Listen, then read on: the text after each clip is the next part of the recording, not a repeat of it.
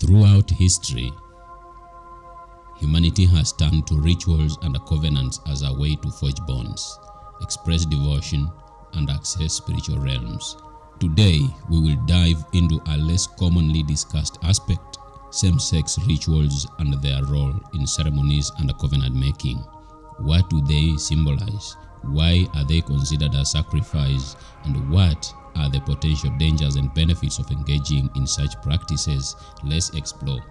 Welcome to Conspiracy for Conspirators.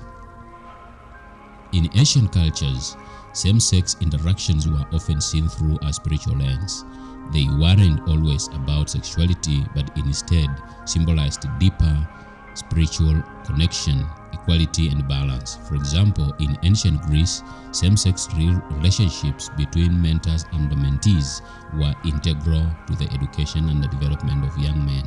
These relationships weren't merely physical, but often had a ritualistic element, symbolizing a passing of wisdom and a spiritual enlightenment. In Native America, two-spirit tradition, individuals who identified beyond male and female roles often held positions of spiritual authority. Same-sex rituals involving two spirit individuals were to bridge the physical and the spiritual worlds. Why are these rituals considered a sacrifice? The word sacrifice means to make something sacred. Engaging in a same-sex ritual, especially in cultures that viewed heterosexual unions as the norm, often meant stepping outside societal boundaries or norms. This was a sacrifice of personal comfort, societal acceptance, and even safety. In many traditions, participants would symbolically sacrifice their individuality to create a deeper union. For example, in some ancient tribal cultures, same-sex blood pacts involved sharing lifeblood to form unbreakable bonds between warriors or spiritual allies. Even today, we see echoes of these ancient practices. Let's take a look at some modern examples. In neo-pagan circles, same-sex rituals are sometimes performed to honor duality and balance. These practices may involve symbolic gestures like exchanging energy, blessings, or even physical touch, symbolizing unity. On the flip side, certain secret societies and fraternities engage in same-sex covenants during initiation rites. For example, blood rituals or oaths of loyalty are still performed in some groups to this day.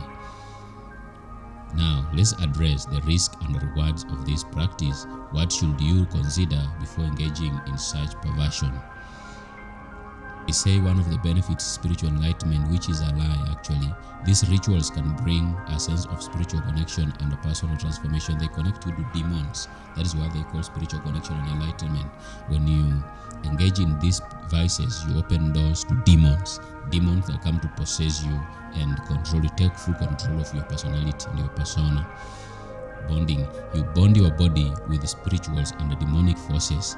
Now you are under full influence because you have broken away from what is commonly normal and what is bound by nature. The animals usually don't engage in such behaviors unless they are perverted or fed corrupt materials, so they engage in such practices. It's only human who practice these demonic practices. Dangers. Psychological impact. For some, breaking societal norms can lead to isolation or internal conflict. Manipulation. Certain groups may exploit participants in these rituals, leading to harm. Energy exchange and risk. In spiritual terms, unbalanced or forced energy exchanges may lead to negative consequences. Same-sex rituals and covenants are deeply complex, spanning the sacred, the symbolic, and the transformative. Whether ancient or modern, they carry the power to shape lives both for worse and for demonic exploitations. As with any spiritual practice, awareness, intention, and respect are key. What are your thoughts on this topic? Let's continue the conversation in the comment section below, and don't forget to like, share, and subscribe. And in ancient scriptures and written spiritual materials written by our ancestors, they explain the feminine and male nature of the devil. So the demonic duality is expressed when a female lies with a female. They explore that energy from the serpent, the devil, who is Baphomet, who is also represented as male and female. He has a female body and a male phallus, so he explores both worlds. But those who know spiritual material like the Bible strongly condemn these behaviors. Like in Leviticus 18, it condemns fully that it is abomination even unto the Lord your God if you practice such material, such practices. Engaging in such materials open doors to demonic entities. These demonic entities come in full swing to explore and destroy. They do not leave any stone unturned. Once they are welcome, living is very difficult.